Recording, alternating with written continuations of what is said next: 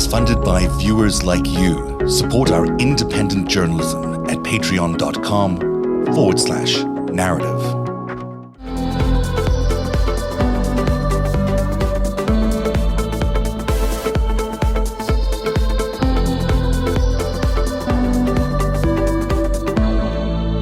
We think that's about 70 million people voted for Donald Trump in this last election. Yeah.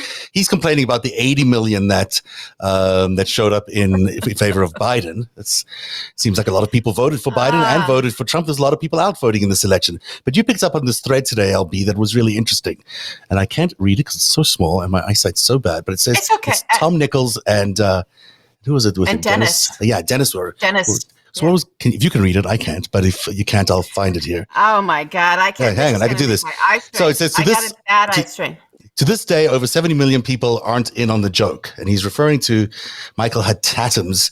Mister, if I was president, I'd never leave the White House. Spent more than an entire year out of his 4 years in office at his own properties and almost a year golfing, all of it planned grift, funded by the American taxpayer for him to make money off the office. And then Dennis is saying they clung to a hope. Nichols says they nursed a grievance. Casey, somebody said they got played. And even from that perspective, Trump let him down. So this goes on. It's a very good thread, and people should check it out. It's amazing. It's a great conversation, and I really appreciated them. And I think Dennis and Tom went back and forth with one another actually really well, very respectfully. They're coming from very different places. I actually think there's a part of both of them they're kind of saying the same thing, but we didn't get the reason I want to talk about this, and I think that last tweet by Tom that you got in there, way too many of them, right populism and the nationalist streak that goes with it is cruel and other directed, not meaning, blaming the other. Yeah. Not just in the United States, but the UK, Italy, Poland, Hungary, many other places. So what he's actually describing there is what we could think of as sort of a fascist movement or sort of a right-wing kind of, we think of these things as sort of like movements or waves, but what the core of what they were, and I want to hold on to that, pin that everybody, think of like a movement or a wave, right? Are this sort of thing sweeping across democracies, the same sentiments, the same semantics, the same flags, the same, right? It was happening, right? And so put a pin in that because we're going to come back to that. But underneath all of that, the conversation is really about what are we supposed to do as a nation? How do we address people? Why is it always up to, and this is kind of where it went, why is it always up to, I guess you could call it the left because we just have a left and a right now, but the non-right wing to coddle them? Why are we always taking care of them? Why is it always about their grievance? That try to understand them, go on anthropological missions to sort of try to understand the guy in the diner. Why is the onus? Why do they get to stay and be stuck and have these views that's all about grievance, and it's not even based in reality? They don't know folks in New York or California or the coastal elites that they rage about. They don't even know what people's lives are like in the cities, right? That they rage against these cities, right? In these urban, they're just buying the horseshit that's being fed to them from the right-wing propaganda machine. And that's their reality. So they're not even people, what Tom was saying was, they're not even in a reality about the 80 million people that did vote for Joe Biden and what their existence is like, nor do they see those 80 million people as Americans, as their fellow citizens. They see us as the enemy. They see us as a cartoon, a cartoonish thing, all while saying that we only see them as a cartoon. It's always, we're the victims of the thing that we're doing to you kind of thing. And Tom was really making the point of like, no, we don't have to tolerate this. And it's on them to try to understand who we are. 80 million people rose up against this guy that had everything going for him and everything. And he could have won if he hadn't been such an idiot. But we saw something that and our lives are affected. These folks that we're supposed to care now about the poor white man that can somehow afford a $120,000 truck with flags and a boat with Trump flags. He's supposed to be the poor, left out, forgotten, whatever. we're supposed to feel for him and, watch Hillbilly Elegy, I guess, and like cry for the white man. But that fucker has never given a damn about understanding what it was like for people in the cities as they were, being, as the rents were skyrocketing and they were facing poverty and, the infrastructures were collapsing around them and there was corruption. They didn't care. They didn't care about really understanding what life is like for the 80 million Americans. So that's the undercurrent of what they were really discussing is why does this sect of our population that just sits there in grievance and listening to propaganda, totally out of touch with reality, why do they get to call the shots all the fucking time? Because they get more votes. Their votes are worth more. Well, not really, but their votes are worth more. Not this time. They didn't win this time, but look at the House. They come so close to winning the House on easily 10 million votes less than the Democrats. How did they come so close to winning the House with 10 million votes less? I mean, it seems okay. Here we go. So here's that thing I told you to put the pin in, right? Of what Tom came to in the bottom part, that this conversation missed. It was like, you guys can see my hand because I'm so skinny in this thing, but it's like it went around the real fucking thing, the real monster that we're up against. It talked about it, but it went around nailing it, right? And that is, this is a very powerful, interconnected ecosystem of information that the right wing has been building. And they built a very powerful propaganda machine. There is a tremendous amount of language and semantic coordination between now these big online news sites, media sites, the Fox News channel, the new news channels that are coming up, the PR firms that work on crafting semantics for the right-wing conservatives, and these dark money groups, right, that put staffers and shit into these Senate positions, right, on these senators, and actually pick and pluck the senators and the congressmen to run from the right or to keep supporting from the right.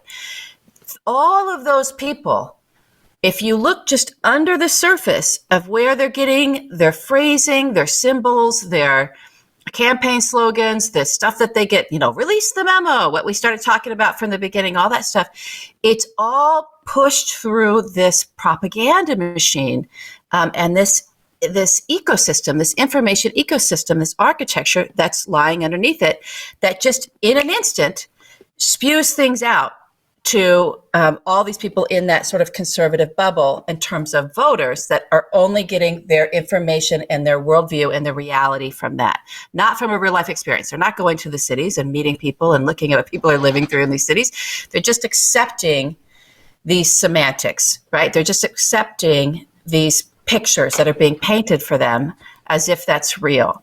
And that is the monster. So that's actually this whole question of what are we supposed to do with this divided America or these divided Americans? We actually should be saying, what do we do about this propaganda machine, about this ecosystem? How do we puncture that? Because now it's got this shit in it, right? Now it's Facebook and Twitter and social media. Now all of these people have been giving over their own personal data, right? We all have, but some of us are smart enough not to do that. We know what happened in 2016, in 2014, 2013, 2014, 2015. We know about Cambridge Analytica. We know we have these companies now that, and even if that's not around, there's new companies that Mark Zuckerberg enabled them to scrape everybody's data that people were handing over and start putting people into buckets for that ecosystem, for that architecture. There's a machine. There's a machine. It's a machine. And we're targets. We're marks. All of us are marks in that if you've been giving over your data. So all of those 70 million people, they're fucking marks. They're not victims. They're marks. But they're getting specifically targeted. They're getting specifically targeted online, Absolutely. as you say, but also in their real world. And they know that their bread and butter is to vote for the Republican Party.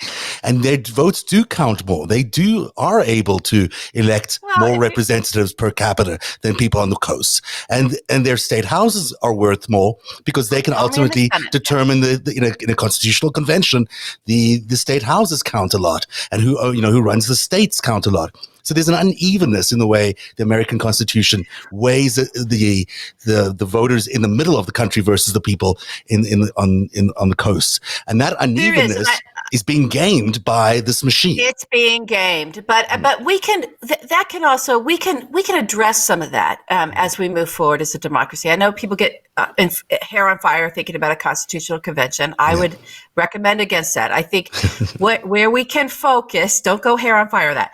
Where we can focus is how do we disrupt and dismantle the machine, as well as kind of combat it with reality. And I think there's two big solutions. The first solution is we must have justice.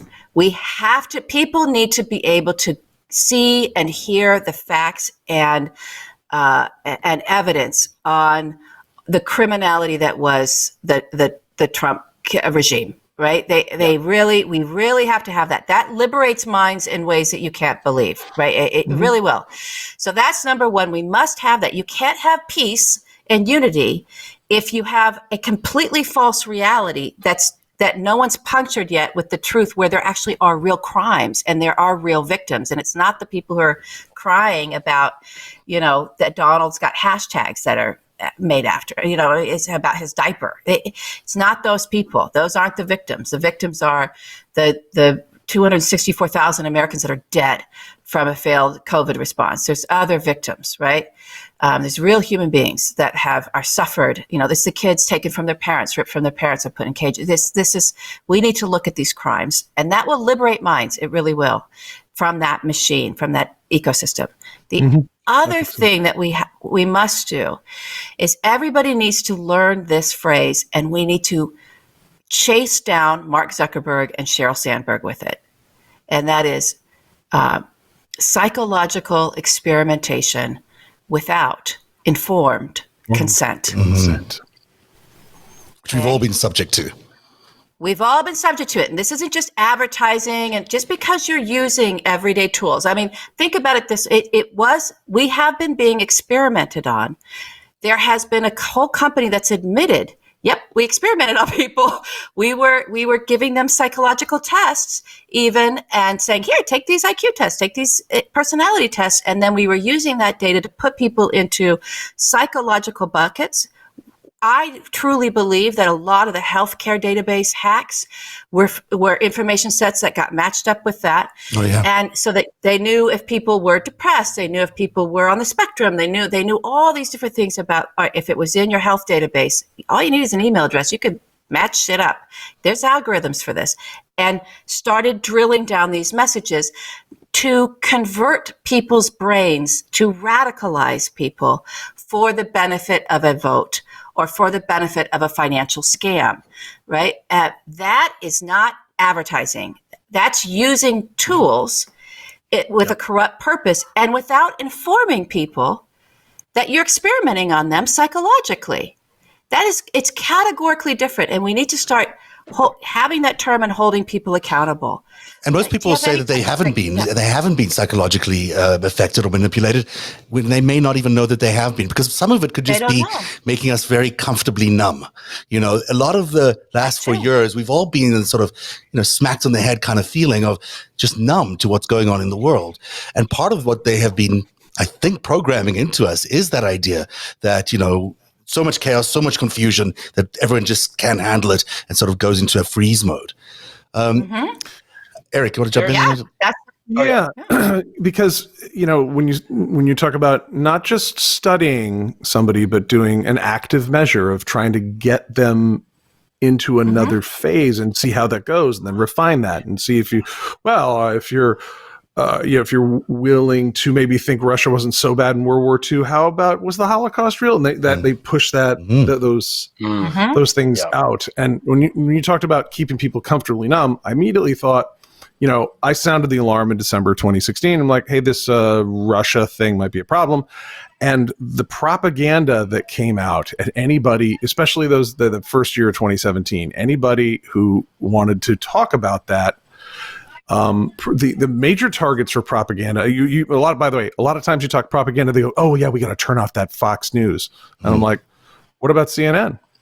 What about Vox? What about, and I'm not making specific, I'm not saying they're foreign agents, but when there's content that comes out that says, come on now, guys, it's not that bad. When, I'm sorry, we have foreign agents and mobsters up in our most critical possible positions. Look, let's talk about Wisconsin. The Russia stuff, it's just too much. That's propaganda too. That's everyone just calm down. And then, there are some very hysterical people who are worried about some well-meaning people like Ezra Cohen-Watnick and, real servants of the people like Devin Nunes. They're just so worried for nothing just because you've been paid by Roman Abramovich. I mean, it's no big deal. But, but all that's what happened. That's exactly what happened. That was funny to me. I know. I found the centrist propaganda was the best, and it was the most genius construction of it. Okay, sure. So there's some stuff. Hey, the internet lost its mind over the dossier, right? Instead of hearing that, like kind of jokey it up, or is James Comey a little stiff, right? Instead of they came out and just told us there's a spy investigation on the campaign to elect the guy who got elected. Unbelievable. That is 4-alarm fire stuff, but it's like the dossier involves some pee-pee on a bed. The internet lost its mind. It's like, no, that was the head of MI6 did a private dossier to check up on a political candidate and was so fucking alarmed he got on a flight to DC and was like, I will give this to anyone who wants it. Everybody. He gave it to everybody. Yeah. So, Greg, do you want to jump in there? Because I got some thoughts, but I have a couple of things just to circle back about the sort of the right wing, for want of a better word, the way that they do their messaging. I mean, part of it also is that there's money to be made if you're someone like us, for example, who likes to do these shows like this. There's a lot more money to be made if you go out there and you're a MAGA jerk off than if you're one of us. That's just the truth. Somebody like Candace Owens tries to be a liberal, doesn't work, finds MAGA Jesus, and now she's on TV all the time. Tommy Lohr, however she says her name, same kind of thing. And another example that's less, there's all these like think tanks and this and that fund all this shit. Rachel Slade, who's this brilliant woman who wrote the piece on my website about a couple of them, she wrote about the Jones Act. So she's all into shipping, okay? So she wrote this piece about the Jones Act and why it's good and why we should worry about them trying to dismantle it. And she winds up getting in an argument on Twitter with this guy, really handsome guy, went to some fancy school. I think he's a check mark, whatever. That guy's job is to troll the internet looking for things that are critical of the Jones Act and then argue against them. That's like his job. That's what he does for a living, because there are interests that are so wealthy and powerful that they can afford to just pay a dude to do that. So that's what we're dealing with here also. Our side, there's not this collection of oligarch money where they're like, here, Greg, here's, all this money, go do your thing. They do it for Glenn Greenwald for some reason. I don't know. Draw your own conclusions. Weird how that is. But, that's also something that I think people don't think about. Like, it's not like people go on these TV shows. Even the sports shows are largely rigged in some way where they say, we're going to have a debate about this quarterback. What do you think about it? I think he's great. Yeah, but on the show, you can't think he's great. And then they just go in and say how he sucks. And these guys are all really good at it. It's the same shit, right, that they do. And that's where the money is. If Ben Shapiro was this raging liberal, he wouldn't be so popular and his wife would be pleasured in bed. It would be. That's no. You didn't say that.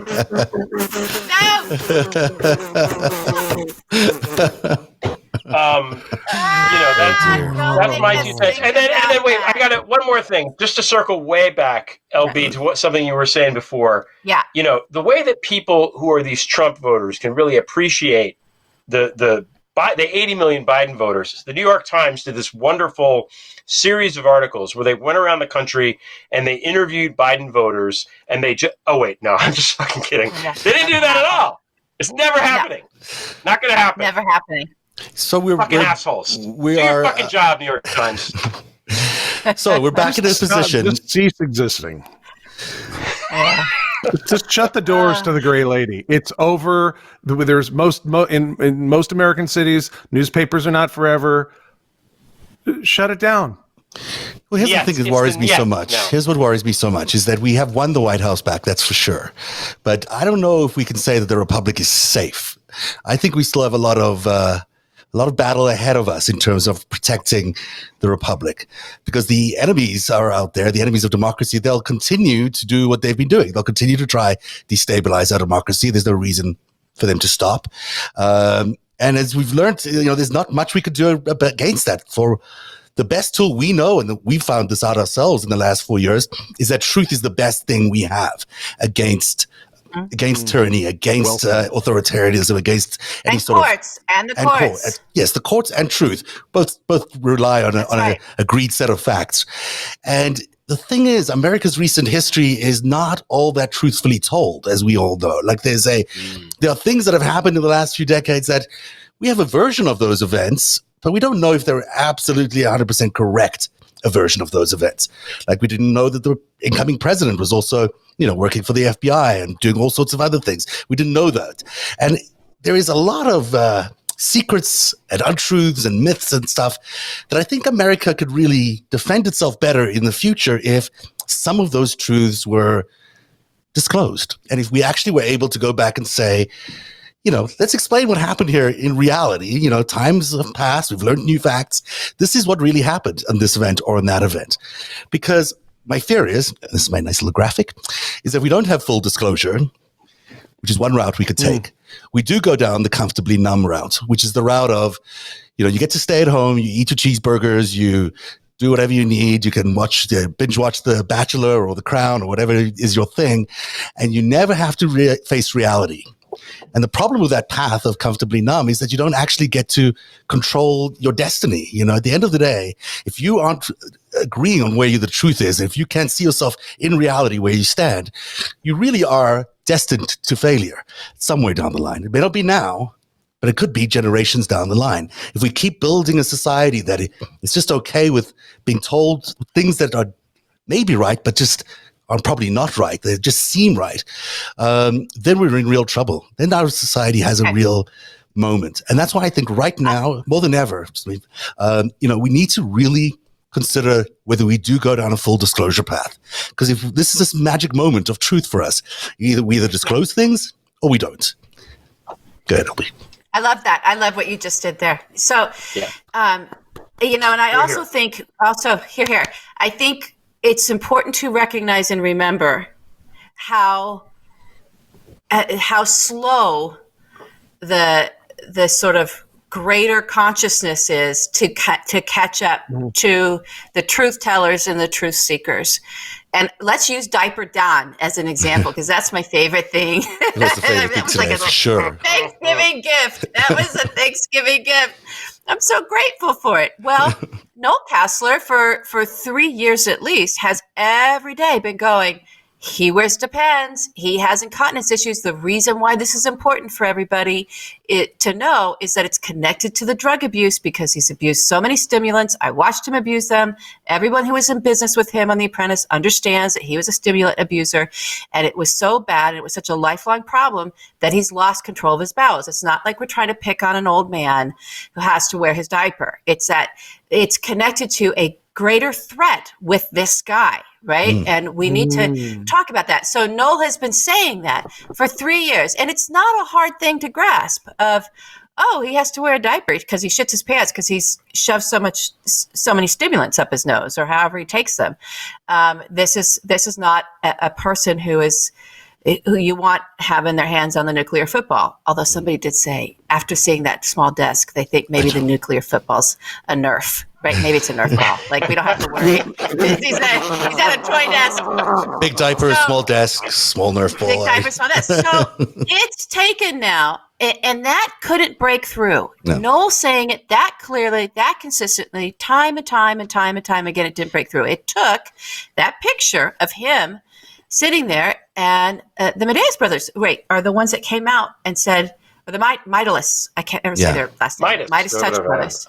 Well, it's Midas is the name of their company, but so those brothers did this Diaper Dawn hashtag, and it punctured, right? It landed finally for people. It landed, and it landed so strong and so hard that the president was actually calling for Twitter a national security threat because he was so afraid of this hashtag.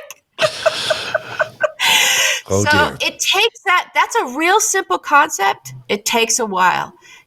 I think people will start getting that they have been subjected to a massive amount of propaganda that's not safe propaganda. It's not typical marketing. This isn't typical political campaigning. That it actually has been, their brains have been experimented on with very powerful tools by people who knew that's what they were doing, and they set out to actually do it. And folks never gave their consent. They never said, it's okay for you to go ahead and experiment, have my personal data, and then experiment on my brain with it. Nobody ever signed that. Right? That's illegal. So as soon as people wake up to that, they can start doing things like filing class action lawsuits against Facebook. These are the things that we can do, how we can use the courts, how we can use the truth. It's just going to take time. What Zev said is exactly right. It's just going to take time, and we need to stay on it. But we're going to forget, we're going to forget, and we're going to move into a new administration, and things are going to get back to normal. Forgetting. Are you forgetting, Greg? Are you forgetting the guy who broke into your house? We're going to be right. I realized about a year ago that I'll probably spend the rest of my life writing about this. I don't know how happy I was when I made that realization, but I want to make a point about media and truth. But Eric, you look like you were going to say something a second ago. Did you have something to add to the... Just that we came really close to losing this republic, closer than anybody understands yet. When the crimes start coming out, we will. But I love Zev's call to arms here. We can never let civics class leave high school again. We need to tell the truth about history. We need national service. Come on, freshman and sophomore year, you don't need to get to fucking college until 20. You can do 2 years of national service. Might be as a rifleman, it might be as a dental hygienist or an archivist, but you need to serve this country, and your brain needs to grow up anyhow. Do you really need that many, you're going to be puking at frat parties anyhow and trying to make it to class by 9 p.m. You can delay that process for 2 more years. And Macron in France is doing that, and he's doing it such that he's making these, the young people, I forget where the policy was. I know the proposal was out there, and it was brilliant. He's like, France is broken down into too many bubbles that are socioeconomic, urban versus rural, ethnic, religious, and whatnot. And the purpose was to bring back national service and make sure that the young people who were going to serve together would be from different walks of life. So from their most formative years, they would be attached to the French Republic and to see all of the citizens. One another, Such a good idea. Yeah, because a lot of the extremism that was fomenting that the Russians and others were able to use their intelligence services to radicalize those guys and get them to go on some freaking truck in Syria. Some of those young people were second and third generation French. It was their grandfather, great grandfather was born in Algeria. They still might be named Mohammed, but they're as French as Denis Leblanc, but they didn't feel it. And so Macron is getting in there, and I forget where the policy's at, but he said we need to break those down, and from the earliest age, rebuild the republic from the young people up, appreciating their diversity, not as a catchphrase, not as tokenism, but as honest to God, you work together for this country from your earliest days. We need stuff like that that is positive and builds. It's a different kind of nationalism, which is great. It is. It's a pride in your fellow countrymen and your collective mission together, a greater purpose together that folks can have. Oh, I'm frozen there in a really weird way. Sorry. So that's okay. So, and that's all part of taking symbol. You can't let your national symbols devolve into being sort of the property of the most radicalized citizens. That's not okay. I don't, I have a great big flag outside my house now. Oh, if you know where that is. So that's I was putting that flag up. I love my American flag, right? Why should that there's not one political party that should own symbols. Right? Our symbols. That's ridiculous. And we've allowed that to happen. And that's been shameful. And something like what Eric said, that would put stop to that real quick. Greg, why don't you close us here? Although I feel like you want to eat that pie that I keep putting you above. It looks delicious. You were talking about truth before, and I wanted, and that reminded me of something. And that's a lot of this has happened before with propaganda in this country. At the time of the Spanish-American War, people got their news mostly from newspapers, tabloid newspapers, many of whom had very specific political biases. And the Hearst newspapers were known for being they were like the Fox News of the day, very lurid and big headlines and, all this kind of crazy, what's the word, controversy. And William Randolph Hearst wanted there to be war because he thought it would be good for the papers. And he sent a reporter to Cuba, to Havana, and said, what's going on there? And he wrote back, there's nothing happening here. And Hearst said, you just give me the story, I'll give you the war. And what wound up happening is that people realized in time that it was bullshit. They were like, this is not grounded in reality. And the paper that at that time stopped doing the biased kind of reporting was the New York Times. And their model was, we're just going to stick to the truth and tell you what happened and not politicize it and not bias it and make it as objective as it's possible to be. And that is why the New York Times became the paper of record in the United States. It was because it was objective and it could be reliably depended upon to be objective, unlike the Hearst newspapers. And the model was successful. We're still talking about it. It still resonates. The branding is still important now, over 120 years later, because the paper was that successful. So at the end of the day, I think people want to know the truth. People want to know what's happening. The people that watch Fox News watch it because they think they're being told the truth. They don't watch it because they're assholes. They may also be assholes, but the reason they're watching it is because they think that Sean Hannity has the truth, right? So once this stuff comes out, which is going to start coming out on Monday, as soon as Biden gets that presidential brief, right? We're going to start to know things. And when people, and I think especially we've talked about this before, especially with the COVID, once we look back and we're able to see what Trump and Pence and Kushner did or did not do with regards to COVID, people's minds are going to be blown. And all of these bullshit biased things are going to lose their readership because people are going to be like, we were lied to, and that's people don't like to be lied to. At the end of the day, that's something that we all have in common. Yeah. There's a class action lawsuit. I think that's why we didn't touch on the Flynn pardon because it was so, or if we did, it was for a second because it's like, whatever, the asshole.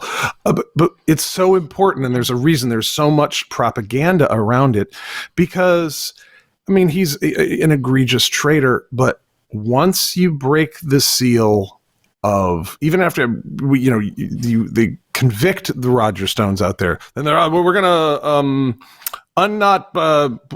will commute his sentence that hasn't happened yet. They're willing to do whatever it takes because once you know that this man was surrounded by criminals and traitors, you're only a hop, skip, and a jump from, and he was. And that whole universe that was created that you guys are talking about that has created I think I said alternate facts in my December 11th, 2016 thread, that this was carefully created. You don't need an alternate opinion. You've got alternate facts. Did Kellyanne steal that later? I don't I'd love to know one day. But that's what it created. And once you pierce through that with the very clear, but they were criminals. But in reality, narrator voice, but they were felons and traitors, and they're now serving at ADX Florence, Comstock, New York prison, Ossining prison, New York. Now we need the Barry White, because it gets sexy for me when we start talking about. I might be able to help you with that. Let's do some of this. We need a little of it. Oh, there he is. Northern Adirondack prison outside of Malone. Yeah.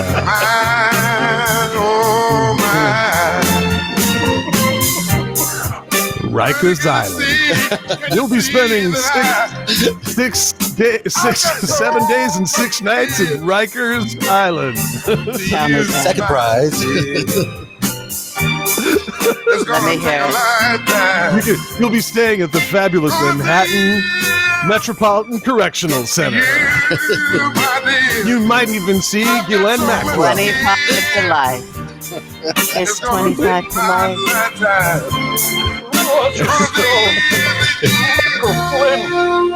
Ghislaine Maxwell.